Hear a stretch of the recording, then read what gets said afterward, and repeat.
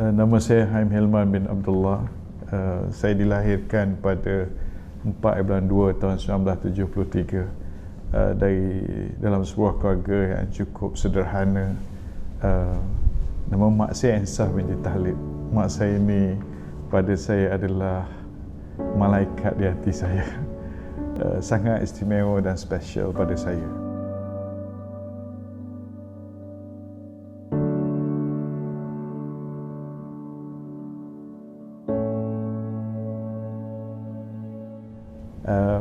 Saya ada seorang adik, nama adik saya Rizfatilah Abdullah, yang sangat dear to my heart.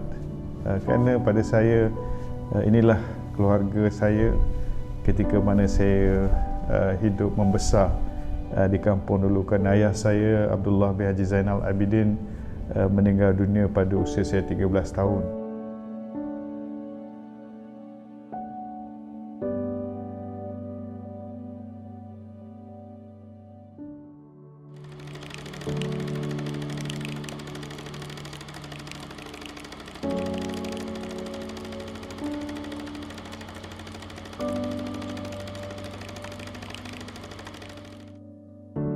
Jadi saya masih ingat lagi, saya umur 5-6 tahun, mak saya akan bawa saya pergi menori getah. Jadi mak saya bawa basikal, di belakangnya ada tong getah yang tempat susu getah yang dikutip. Kadang-kadang saya terlena. Terlena juga, mak saya tahu macam badan saya berat ke sebelah mana. So mak saya akan pegang peha saya, dia kata, Haim bangun nak, jangan tidur nanti jatuh.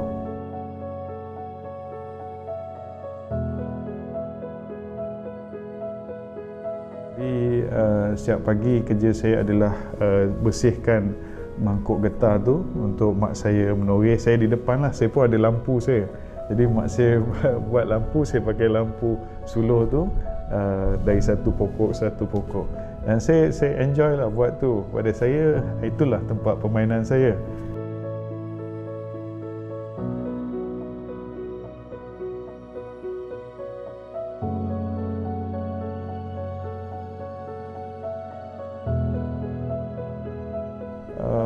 Saya masih ingat lagi pada bulan 1 tahun 1986 tu, ayah saya jatuh sakit.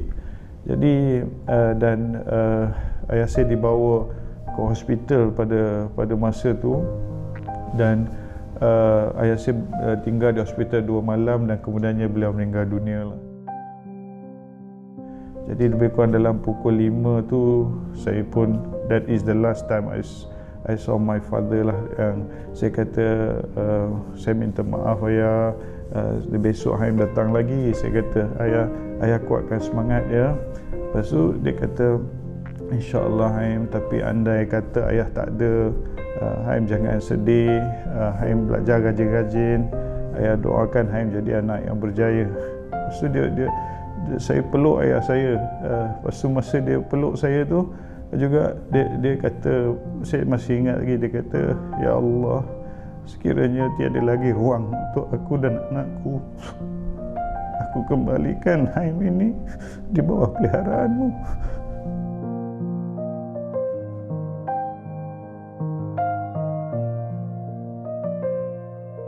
Walaupun saya kanak-kanak masa tu, saya tahu sesuatu akan berlaku.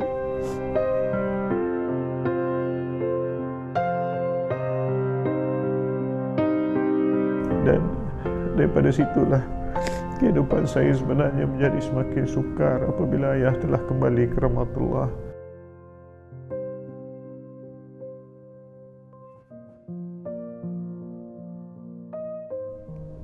Di sekolah menengah adalah satu pengalaman yang cukup sukarlah buat saya, di mana kemiskinan benar-benar menguji kehidupan kami sekeluarga.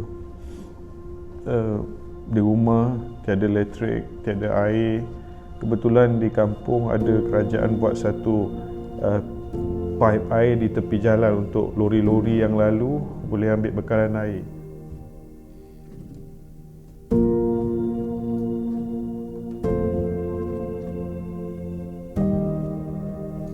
Jadi dengan kata lain, selepas ayah saya meninggal dunia, saya terpaksa membantu mak saya dengan lebih lagi lah, ya, sebab mak saya pun keadaan kesihatan tidak baik, terutamanya ketika saya sudah di tingkatan 3.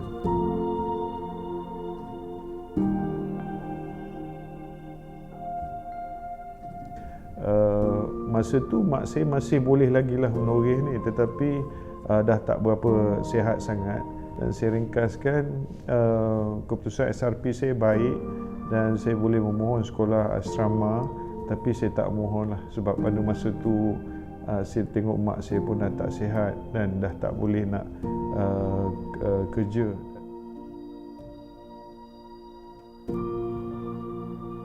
Apa yang berlaku saya masih ingat lagi. Pada malam tersebut mak saya telah jatuh dan kakinya sakit yang amat sangat.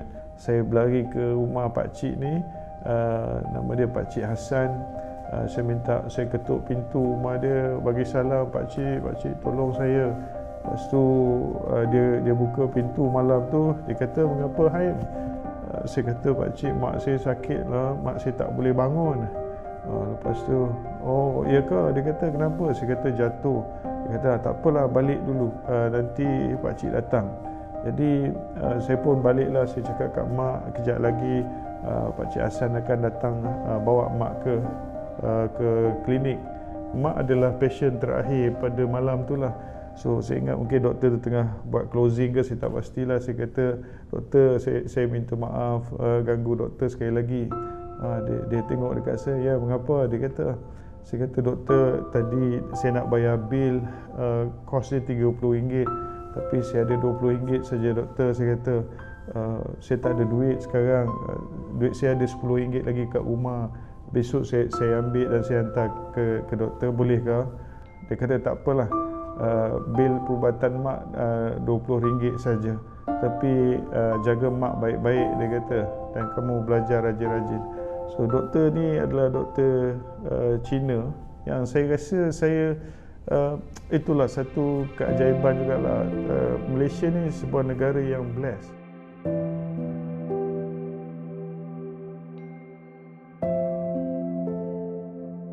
Satu kenangan yang tidak boleh saya lupakan dalam sejarah hidup saya ialah di mana pada hari terakhir untuk paper SPM yang saya ambil pada tahun 1990 adalah saya tidak dapat ke sekolah pada masa yang sepatutnya saya sampai.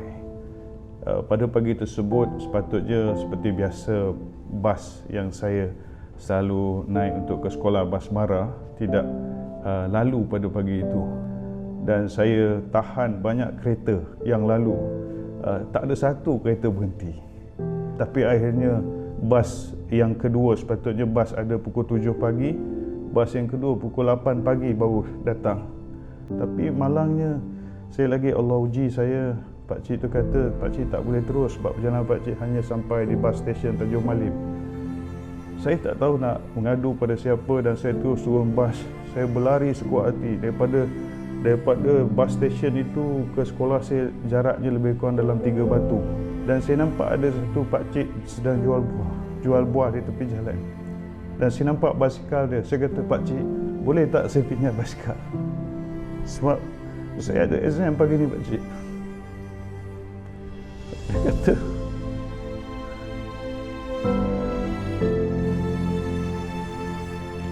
pakcik kata, nak basikal pakcik ni uzur sangat, tapi kalau boleh bantu, ambil lah.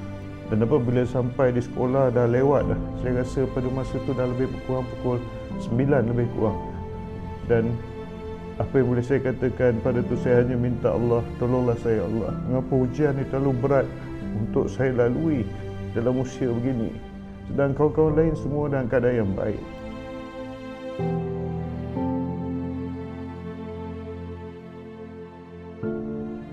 Dan selepas selesai paper tersebut, saya terus pulang ke kampung dan jumpa mak saya untuk minta restu mak.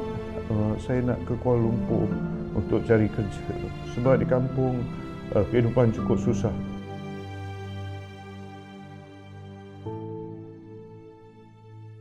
Saya bekerja 2 kerja ketika saya di Kuala Lumpur. Pagi saya kerja di Pasar Raya dan malamnya saya kerja di stesen minyak sehingga ke subuh besoknya.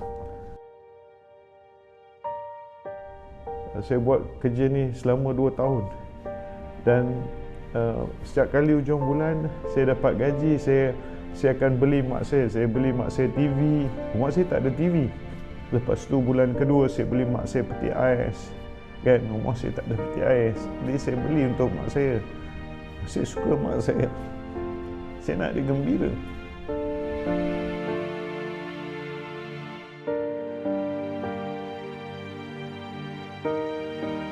Ketika mana saya berada paling rendah dalam hidup saya, ketika semua orang pandang saya tak ada harga, selalu saya ada pengalaman. Masa kecil-kecil saya nak tengok TV, saya pergi rumah jiran saya berdiri depan pintu nak tengok dari luar rumah TV. Mereka nampak saya berdiri di luar rumah, mereka terus bangun dan halau saya pergi. Kata, pergi, jangan diri kat depan rumah kami. Saya tak masuk rumah pun, saya nak tengok dari luar. Saya cuba nak tumpah tengok cerita yang kat sekolah kawan-kawan selalu cerita ni. Setelah saya selesai belikan semua keperluan mak saya barulah saya usahakan untuk belajar. Dan saya mengambil kelas malam sebenarnya. Alhamdulillah saya dapatlah diploma dalam Accounting and Finance, yang mana perusahaan ini jugalah yang menjadikan tiket untuk saya menyambungkan pelajaran ke luar negara.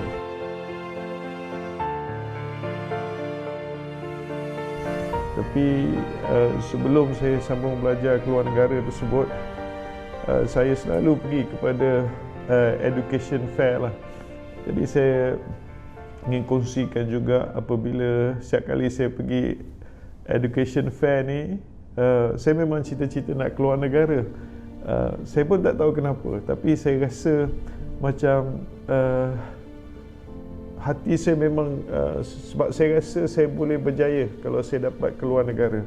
Dan ringkaskan cerita, apabila saya dapat offer letter tu, pagi tu pak saudara saya yang saya panggil Uti ni tanya, Uti tengok banyak surat-surat dari universiti datang, Ham nak sambung belajar ke? Uti tanya.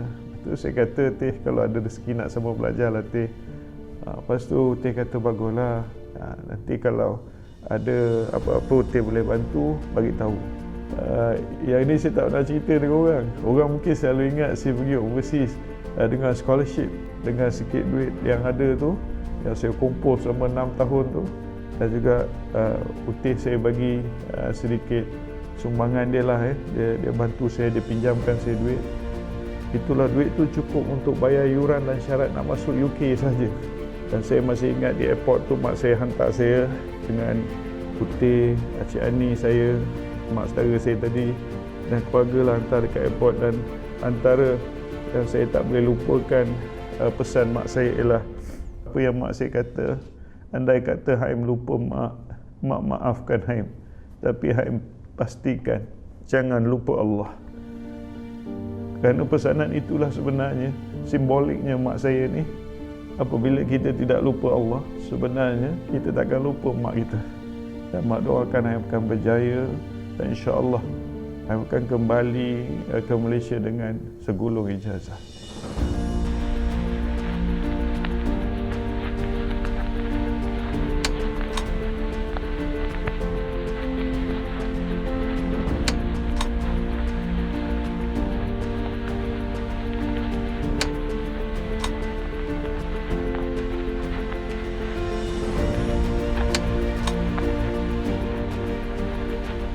Kalau boleh saya kisahkan sedikit macam mana saya dapat kerja di Universiti Utara Malaysia ni. Bermula ketika saya masih buat master di England. Pada petang tu di Masjid Marmion Road tu datang satu keluarga ni singgah solat di masjid tersebut. Dan ketika saya solat bersama di situ dan selepas selesai semua, saya nampak macam orang Melayu dari luar lah maksudnya kan. Jadi saya tanya, abang orang Malaysia ke? Dia kata, ya, saya orang Malaysia. Dia kata, saya jalan-jalan dengan family. Lepas tu dia sembang lah dengan saya apa semua. Lepas tu apa plan saya masa depan. Saya kata saya nak cari kerja lah bang, nak tapi tak tahu lagi apa. Dia kata sekejap. Dia kata dalam kereta dia ada borang untuk jadi pensyarah di UM. Lepas tu dia kata dia pergi ambil borang tu, dia bagi saya. Dia kata hai misi ni dan nanti post ke UM. Jadi tapi sampai hari ni orang tu sangat misteri, saya tak boleh nak trace dan orang tu pun tak pernah lah saya come across my path dengan siapa yang kata saya rasa saya pernah bagi borang pada Hai masa belajar dekat UK lah. Tak ada siapa yang datang.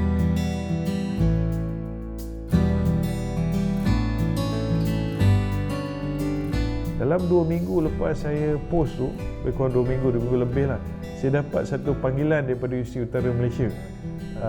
Encik Haim Hilman, ada delegasi daripada UM akan datang ke MSD London untuk buat interview. Dan dalam tempoh 2 minggu selepas tu, saya dapat panggilan daripada UUM maklumkan bahawa saya berjaya dalam interview tersebut. Saya sangat gembira lah. Saya sangat bersyukur dan dia minta saya lapor diri segera. Pada masa tu saya ingat dalam bulan 10 ke 11 lah saya kena lapor diri.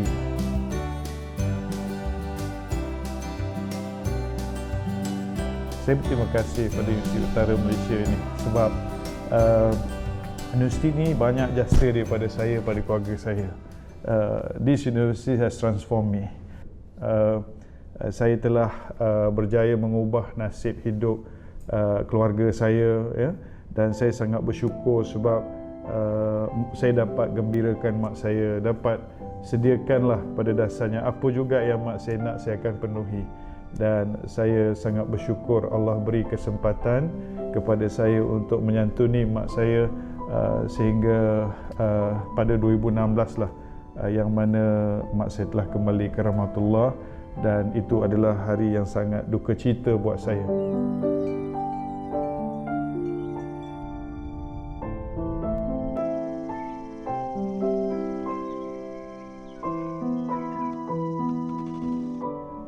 Saya kongsikan cerita ini bukan untuk meraih simpati. Saya boleh cerita kejayaan-kejayaan saya yang mana saya rasa juga boleh menjadi sumber inspirasi kepada yang lain. Apa yang boleh saya rumuskan kepada pendengar di luar sana, apa pun yang kita lakukan, pastikan Allah rasa kasih dan sayang kepada kita. Saya pernah satu ketika saya pergi ke satu sekolah bagi motivasi, dan dalam sesi tersebut saya perhatikan ada satu orang budak perhati saya dari awal saya bagi motivasi sehinggalah saya selesai bagi motivasi. Saya suka masuk kampung ni dan bagi motivasi sebab saya tengok dia orang macam saya. Jadi happen to be this boy ni, dia tengok saya dari awal saya bercakap sampai saya nak balik, saya dah masuk kereta, saya tengok dia berdiri dekat pintu, dia pandang saya. So saya perasan dan saya turun balik dari kereta saya panggil dia, mai dekat cikgu. Saya kata, saya bahasakan diri saya kat cikgu, mai dekat cikgu. Saya kata, siapa nama? Saya tanya, dia bagi tahu nama dia. Saya kata, mak dengan ayah ada ke tadi? Dia kata, mak dengan ayah tak ada. Dia kata, saya datang seorang. Duduk dengan siapa? Dia kata, duduk dengan Tok. Saya kata, lepas tu ada apa-apa ke nak bagi tahu cikgu atau nak tanya cikgu? Dia kata, cikgu, boleh tak saya nak pegang tangan orang pandai-pandai? Cikgu orang pandai. Saya kata, peganglah tangan cikgu. Dia pegang tangan saya, dia salam saya peluk dia. Saya kata, belajar rajin-rajinnya. Cikgu tunggu dekat universiti. Nanti datang universiti cikgu. Jadi that moment in life, it's just a reflection of my life in the past. Di mana begitulah saya sebenarnya.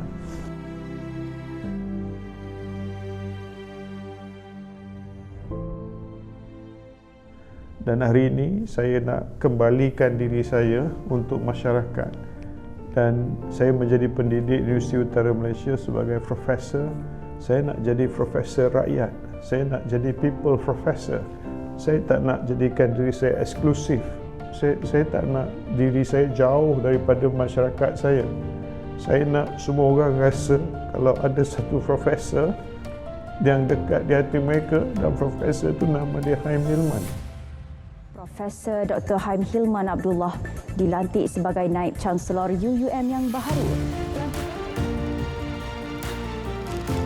Secara peribadi mungkin kita berjaya menjadi profesor. Secara peribadi mungkin kita berjaya menulis dalam jurnal Q1. Secara peribadi kita boleh melahirkan satu buku yang mungkin menjadi masterpiece. Secara peribadi kita boleh buat berbagai-bagai. Tetapi sejarah akan menulis akan kebenarannya yang tersendiri, sama ada kita mampu untuk membela nasib anak bangsa kita regardless their race and religion.